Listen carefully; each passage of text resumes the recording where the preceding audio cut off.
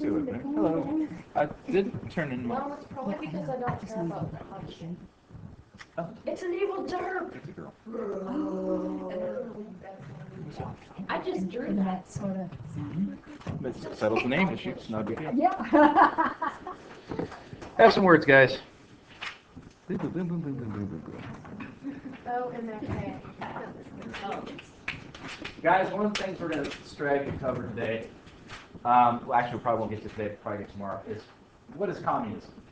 What is socialism? People tend to like to throw that word around a lot, but a lot of folks don't really know what it means. Like, not as hard.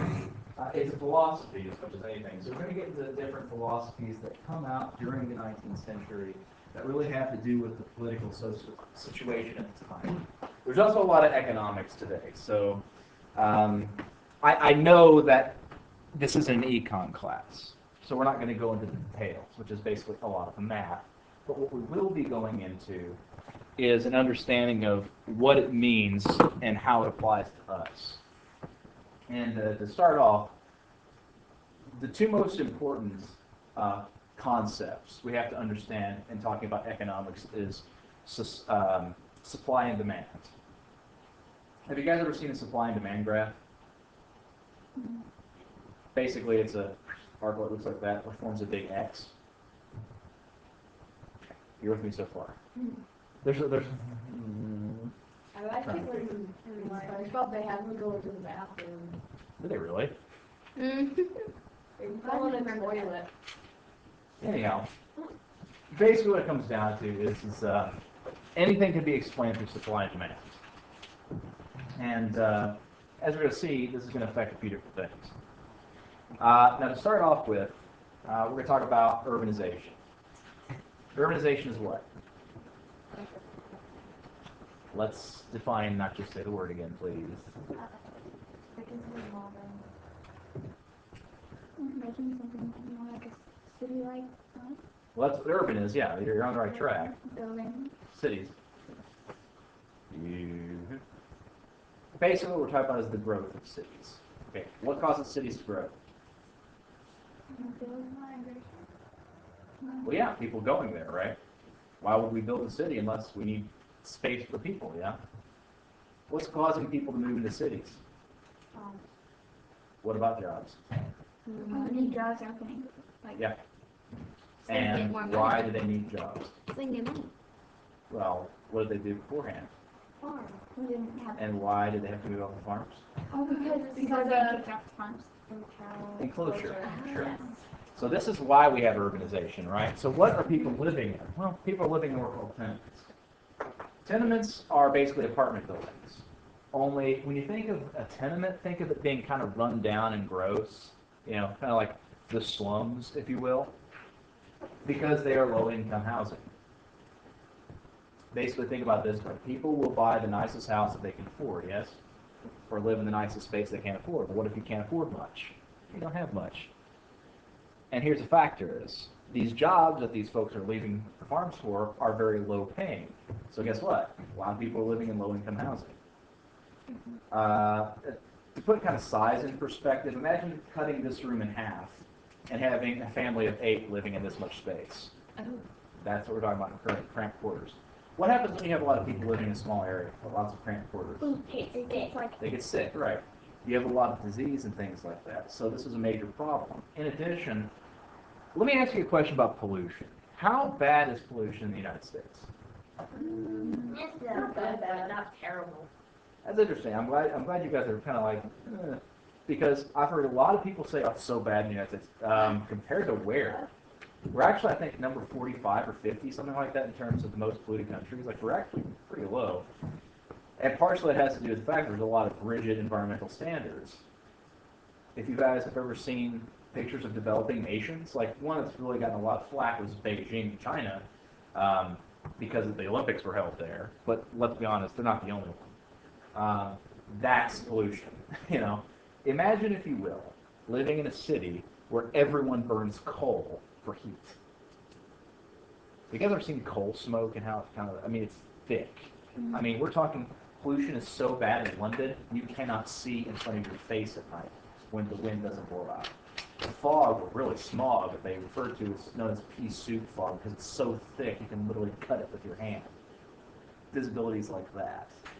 There's a reason why Gothic horror was developed during this era. One of the first elements of horrors is not to see. It's sort of like that. Um, the horror trope where you can't see the monster, and that's what makes it terrifying. That sort of thing. Comes out of nowhere. Yeah, because we are afraid of what we cannot see.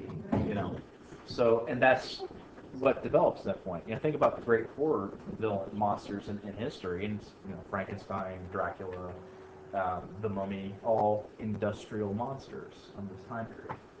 So again, pollution was significantly worse during this period. And in fact, scientists have studied and found that they think around 60%, 80% of the pollution we have today is actually what was generated by Great Britain for the 100 years during the Industrial Revolution. Still, that's horrible. And that kind of explains, the situation. Health was terrible, and it was a bad life for a lot of people. But at the end of it, the tail end, once we've got through all that mess, the industrial age is going to produce a lot of really great positive effects. People are going to live longer. There's going to be a more developed system of resources. People aren't really on this feast and famine cycle anymore. I mean, it still happens, but it's a lot rarer than it used to be. Heck, even just looking at something as simple as the number of live births in terms of lacking diseases and things like that, we're the best we ever have because of industrialization. However, one of the key driving points of this is going to be natural resources. Guys, without natural resources, industrialization is impossible, and that's going to drive a big motivation for countries to go out and develop colonies and basically go expand empire as a need for these resources. Now, as we said, a lot of people were living in pretty bad conditions, and largely that had to do with the fact that workers were being paid very low wages and really weren't being cared for very well. It's going to be a battle to get any kind of recognition. In fact, this partially has to do with economics. Again, back to supply and demand. So let's talk supply. Basically, that is how much of something or how little of something there is. So in the 19th century, are there a lot of workers? Are there a lot of people seeking jobs? Yes, there are. There's tons coming off the farms. So we have a very high supply of workers, yes? What about demand for workers? Do we need workers? Yes, we do. But here's the problem. Supply far outweighs demand. Even though we're hungry for workers, things like that, there's not enough jobs for everybody. So this means that jobs are relatively rare. So that means people are willing to accept a lower wage than they would normally because they're desperate. Does that make sense? So this meant that factories were paying incredibly low wages, which meant that people basically didn't have stuff. Now, let's look at the end of a factory. Does it make sense to pay people low wages? Let's talk morality out of it, take it all. Let's talk mathematics. Does it make sense to pay people low wages? To some extent, yes, because if we pay low wages, what happens? We can keep more profit. Sure, we don't have to pay as much of it in. Here's the problem. Who do we sell our products to? Who is the people? That's everyone in society, hopefully. I mean, we want a lot of people to buy our products. But if every factory is doing this and paying low wages, can they afford to buy our products? Probably not. Unless we're producing something very basic like food, not everyone can afford it. That's bad for business. This is how Henry Ford changes things. He understands a very important concept. Workers are consumers. If we pay them well, they can buy luxury goods like cars. For instance, if you do the math and make the adjustment for inflation, he was paying his workers the equivalent of $20 an hour, which is a really good, I mean, it's not like an incredible, it's not bad wages, which meant that people were not only loyal to Ford because he was providing high wages, but also they had the money to spend on things like Ford cars. So it's job security for the worker to buy from Ford. Hey, if I'm buying a car from, I'm making the car, that keeps me in a job, And in addition, he would season this with starting to give stock. You give the chance for your workers to buy stock in the company. That means if the company does well, they gain money in their stock, they earn with the company. So it increases loyalty. Does that kind of make sense to you? So we have to understand that even though basic supply and demand would make sense, wages should be low, there is an incentive outside of that to increase wages in order to increase demand for our goods. Basically, as companies succeed, workers should succeed, and we all develop together. This is what I mean when I talk about two concepts in economics, the long run and the short run. In the short run, in the short term, a small amount of time, it makes sense for us to, pay as little as possible because, hey, that's profit right now.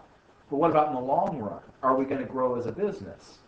Not as much as if we're paying high wages, which means less money in the short run, but hopefully it pays dividends in the long run. Does that kind of make sense? Basically, we're talking about how much time is passing as we study these elements in economics. Now, this is important because we have to understand that this applies to us as individuals as well. Because think about it. Whenever you're trying to get a job, what are you essentially doing? You are selling yourself to your potential buyer, your employer. You want them to pick you as a worker over everyone else that's applied. So you need to make yourself as valuable as possible. How do you do that? How do you make yourself a more lucrative investment, a more attractive possibility? What do you do? Think about it. How are you going to make yourself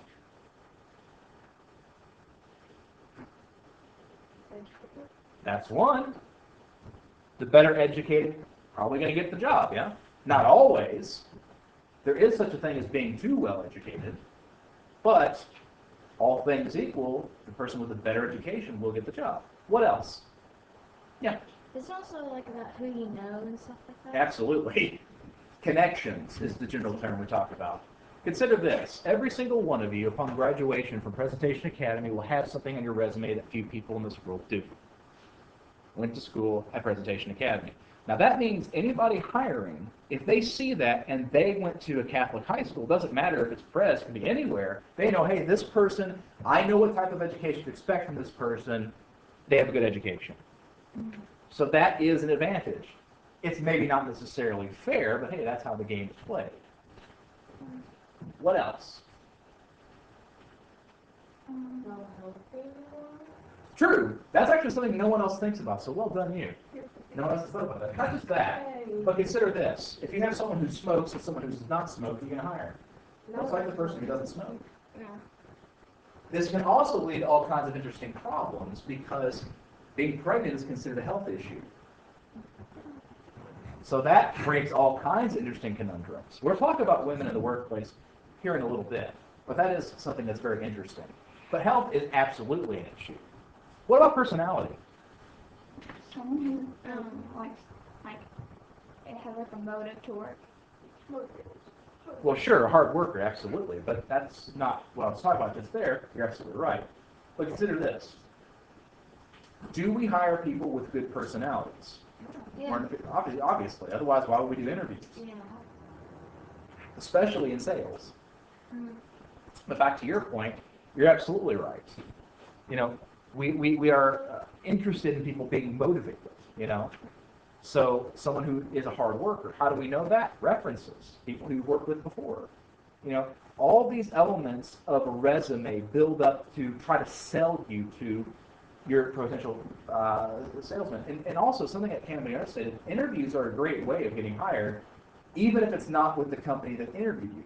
A friend of mine who is a software engineer interviewed for a position, and basically he didn't get it. It was close, but he didn't win it. But the guy who was hiring thought so highly of him that he sent his resume on to another person he knew who worked in the same field, and he ended up getting a job with that person instead.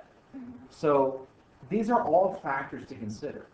One we haven't mentioned yet also is experience, which is actually one of the big sticking points right now, because you have a lot of jobs out there that are entry level, meaning that they are a job for people with very little, if no experience, requiring things like 1 to 5 years experience. Which begs the question, how do you have experience when you have to actually work to get the experience? And the answer is pretty simple. Internships. Extracurricular activities.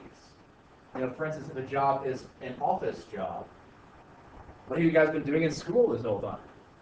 You've been gaining experience working with Word documents, things like that. You know, you have experience without realizing you have experience. Maybe you worked in yearbook. Maybe you did something else, like ran a club as a secretary or something like that. All of those are experiences. In addition, colleges offer internships where you go work for a company without getting paid, but you gain experience. And sometimes it actually works to such a level that, hey, they like you so well, whenever you get your degree, let us know, we'll hire you. So that can work really, really well. In fact, guys, I don't know if you guys are aware of this, but Prez has one of the best programs for internships in high school in the entire city. I mean, we have connections to downtown Louisville like no one else does. So you can get opportunities to go find things about careers you might be interested in. And honestly, if you guys are looking into a career, the best way of finding out what you should do in your college career, things like that, is ask. You want to be a vet, call a vet's office, say, hey, I'm interested in being a vet. What do I need to do? What do I need to know? And they will help you. You know what I mean? So there's all kinds of opportunities. You just have to think about them and plan and prepare. It really isn't that hard. It's just thinking about these things, you know? So my point in all of this, things change, but they stay the same. You know, the economy of today is really based on the same principles of 150, 200 years ago. It's just the game doesn't change, but more or less the scenario does, if that makes sense. We're not necessarily vying for positions in factories as much anymore, but we are still basically going about the same thing, making ourselves valuable to try to sell ourselves as employees and work our careers. One thing I also find very interesting, because I realize you guys are like, well, we're sophomores in high school. Consider this. You're only actually less than that. This year is almost over. You've only got a couple more years, and then you're in college. College only lasts 4 years. I mean, for some people, it lasts longer. But if you know what you're doing, you go through it, hey, you'll be done in no time flat. You're close to being graduating from college and you were from first grade. Don't talk about it. It's scary. It's not. No, it's not. Because here's what it comes right down to. It is if you make it that way. And this is the point I'm trying to get across to you guys. Our society puts a whole lot of emphasis on knowing what you want to do for the rest of your life right now. But the fact is, that's not necessarily true. Some careers allow mobility. You can always change careers if you really hate it. But the fact is, sometimes you'll find yourself in a job that you really like that was totally unexpected. Someone who wouldn't mind me telling you is my wife. She has a history degree, an art history degree, to be precise. She works in a pharmacy. Absolutely no connection there, but she loves her job and it works out. You know? Sometimes things don't go that way. And certainly someone in that situation could say, like, I'm a failure, I didn't do what I wanted to do. But we are the ones who create these goals, you know? We decide how satisfied we are with what we do. So think about it that way. The only one who we can really fail is ourselves. If we set our goals, we're the ones who end up setting where we want to go. If we just remain satisfied with where we are, then we haven't failed. Even if we expected that we failed. You know what I'm saying? So the fact is, don't worry about, oh, I'm not going to get where I think I should be. Worry about here and now and do what you're supposed to do now. And the rest will come later. If it does. doesn't, set your goals to what you want it to be. You can always try. You can always end up places you didn't necessarily expect. But ultimately speaking, our successes or failures are what we set them up to be. I believe it was Abraham Lincoln who said, we're all about as happy as we set up our minds to be. To some extent, that's true. Just saying. You know? We have an expectation that there's one thing that will make us happy in this world. That's really not ever true. We make ourselves happy. We make ourselves sad. Moving on. I just think that's particularly interesting, especially when it comes to relationships. Because I've never been one of the ones who say, like, there's one person in this world for me and it's destiny. You know, that's all crap. Because think of it this way. So many relationships fail, not because they have to, but because we have this expectation of perfection, and when it doesn't meet that way, well, I'm just not going to do it that way. Think about it. No person will ever agree with you 100% of the time. So you have to be able to compromise. You know, and to be perfectly honest, you know, whenever you find a spouse, you are going to be really mad at them sometimes and drive you absolutely bonkers. And that's perfectly okay. The mark of a true relationship is when you say, no matter how mad I am about this, I'm willing to meet you halfway. I'm willing to work out a compromise because I'm dedicated to you, not the idea of you. Same thing works for careers. Anyways, let's talk factories. Factories were just like tenements in the sense that they were very dirty. But beyond that, factories are also very dangerous places. Again, the impetus was placed on the worker to keep themselves safe and healthy. Now consider this. The early factories were textile mills. So that meant there was a lot of cloth fibers floating around. How many of you guys have ever opened up the lint trap in your dryers at home? But imagine all that stuff in your lungs. Yeah, you can imagine how that would affect health, not to mention fine dust particles which explode. Furthermore, the machines that you had running around place to place had no guards on them, things like that. They were unsafe. You were expected to be constantly moving. If you just stood there, it was idling, and that could be punished by being whipped. Again, factory workers were really heavily abused because the idea was, hey, if the abuse is too much for you, you can always quit. Except that that's not true. People can't just decide not to eat. So really what we end up having here is a problem. The situations were pretty bad. Low wages, abuses at work, long days, up to 16 hours a day. And if you got injured or too sick to work, you were just fired or replaced by somebody else. So the situation was pretty dire. If you've ever read books like Oliver Twist, or any other works of Charles Dickens, you know, it kind of becomes pretty clear that the average worker's life was not very good. And so the situation started to arise where the people were getting angrier and angrier, feeling more and more powerless. And that ultimately is the dangerous thing. People only really respond to threats when they have no other alternative, whenever they feel that they have no say in the matter. So ultimately, there's going to be a number of different outbreaks because of this. In the case of the Luddites, you have literally a violent, riotous approach. The Luddites were a group of people who started to hate machines, basically, because they saw this replacing people. It was the enemy because it meant less work and lower wages for everyone.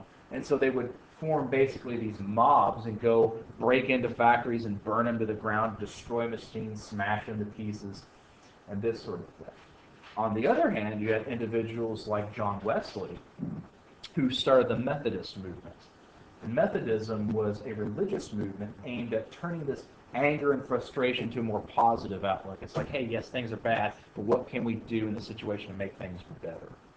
You know, and this actually gave rise to things like mutual aid societies. Basically, this was groups of workers who decided to help each other out in the case of an injury or something like that. And so basically it would work like this. Like if we form a mutual aid society at work and everyone's great, well, someone gets sick and can't work, gets fired. Well, we start taking care of their family so they get better. with the knowledge that once they get better, they'll start working again. And hey, if someone else gets injured, the group will respond, take care of them too. It's security, it's insurance, if you will, in the case that something goes wrong. This picture, I realize it's kind of pixelated, so sorry about that, but it shows kind of what I mean about factories being dangerous places. These kids are working in a textile mill, and basically their job is to run around and pick up bobbins as they're getting filled up. They pick one bobbin up, put another one while the machine is still running. So it wasn't terribly uncommon for fingers to get caught in spinning gears and being heavily bruised, crushed, even pulled off in some circumstances. And so it was a very dangerous place to be, and no one thought anything of kids running around doing this type of work. It was a situation that took some exposure for people to become aware of how bad things were and to really start dealing with the situations. In some cases, protests were met with violent action. Keep in mind that, let's talk protests for just a second. In the United States of America, the right to protest is protected. Yet, we tend to look negatively at protesters. I don't know if you guys have ever noticed it, but if you've ever watched the news, they talk about protesters. There's almost like an undertone of disapproval. Even if it's totally legitimate and they're not being violent or anything like that, they're totally peaceful, we still look down on it because it's against what society's norms say we should be doing. That is going with the flow. There's a great deal of pressure in our society to conform, which is sort of ironic, given that we as a society always speak, hey, be yourself, be an individual. But we really don't. Think about it. If we were really all about people just being themselves, I could become dressed here in a giant banana costume. There'd be nothing said. I suppose if I was a giant banana, why is he dressed like a giant banana? Peanut butter jelly time, obviously. But I mean, these are the realities of our society. So, and the fact is guys, that protesting was not legal in most of the world before this. Even today, I mean, there's a lot of countries where protesting is basically just shut down by the military. In the case of the Peterloo Massacre in 1819, a group of protesters were basically told to disband when they refused. They were shot. And basically their rights weren't protected. The argument was that they were starting a riot, and that is not protected speech. A peaceful protest and a riot are two different things. Riots are not legal. Peaceful protests are illegal. So there's a distinction there. And the fact is that there was a lot of clashes between protesters and early unions and guards that were hired by factories. I mean, basically mercenaries. I mean, the work that factory owners did was seen as gravely important to the society. So they were given a lot of leeways. That and they had a lot of money. And money is power. So they would use this to get laws passed against these workers trying to assemble. Because think of it this way. If all of the workers in a country of a particular trade agreed to work together, there's nothing a factory worker could do except agree to their demands. Think about it this way. If you have a textile mill, and you say, we're going to pay you guys $2 an hour, they say, no, you're going to pay us $4 or we all quit. Okay, fine, you're all fired. I'll get workers elsewhere. But no one else will work for you for that low. You're going to be raising your prices, aren't you? Or else go out of business, and now, you're out of money as a factory owner. You're joining the destitute and poor. So workers have a great deal of power. Not only as workers, but also consumers. Because let's be honest, if we all agree that, hey, we disagree with this business, whatever they're doing, they're not paying their workers enough, we can stop buying from them. You know what I mean? It's not always easy to do because sometimes, hey, we just become dependent on places. But we do have a power. Think about what happened, with Target. And I don't know if you guys remember that, but probably a better example is Papa John's. Because Papa John's Pizza, basically, Papa John said that, hey, I'm not going to give my workers access to insurance. It would raise the cost of pizzas 15 cents, and I can't do that. And the outcry publicly was so great, people were boycotting Papa John's so much that he rescinded that and started offering these opportunities because the alternative was him going out of business. That's how strong we are as consumers. And we're also workers. So we have a great deal of power. It's just not always realized. The issue is, whenever the government becomes involved, this is where things get a little interesting. Because factories have more power in the sense that they have more money and can represent as a collective, whereas we as individuals don't necessarily all agree, don't necessarily work together. It's that issue of working together that's the big conundrum. But nevertheless, ultimately it's going to be this group of individuals working together that causes change. We talked about Methodism. But what it does predominantly is basically throughout the 19th century, many of the countries of Europe and the industrialized nation are facing the possibility of revolution. But things like Methodism and the changes that come with the labor unions basically ease as pressure valves against this revolution and keep revolutions from occurring. We'll talk about Karl Marx and his ideas of revolution, but it was a pretty tense situation. And ultimately, it's going to be these changes that result in it. Now, again, labor unions were illegal for much of the 19th century. When eventually they are legalized, they're going to be able to use collective bargaining, this pressure of all workers standing together to push for safer work environments as well as higher pay, which ultimately is going to benefit the economy in the long run because of the things we mentioned with having more money to spend on things.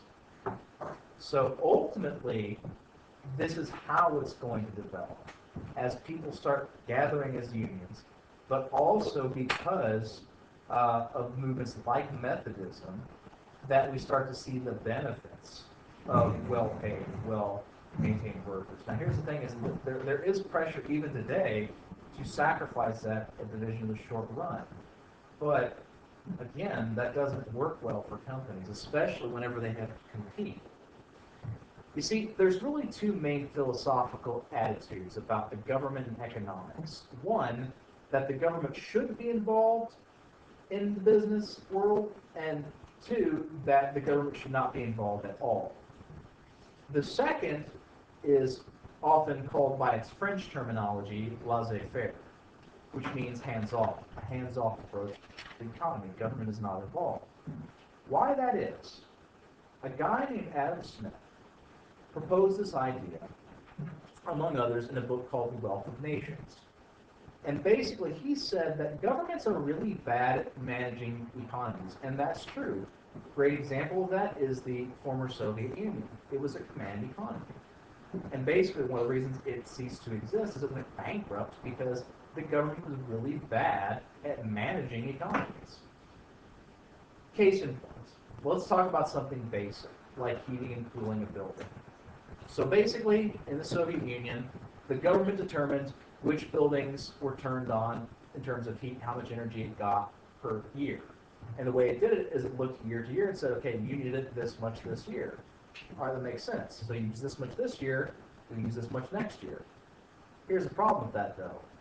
What if we have an unseasonably cold winter like we did this year? Think about how warm it was last winter compared to this winter.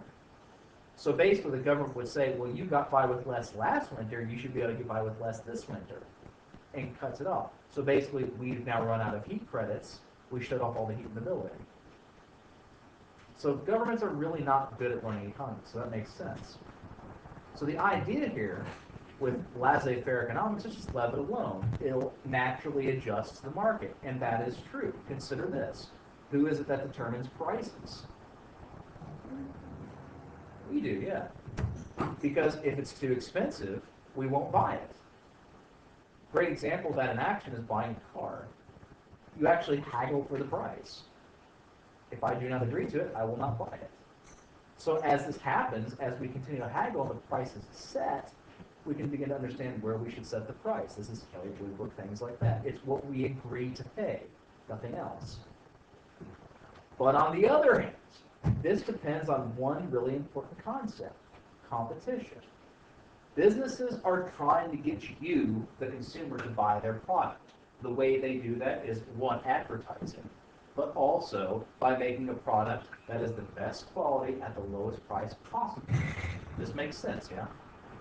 Hey, if I'm competing with this person over here, I want to make my car either a better car or I want to make it a cheaper car. Maybe both. Some mix of both. Because if people know that my car is better quality, they're probably going to buy it, even if it's a little bit more expensive.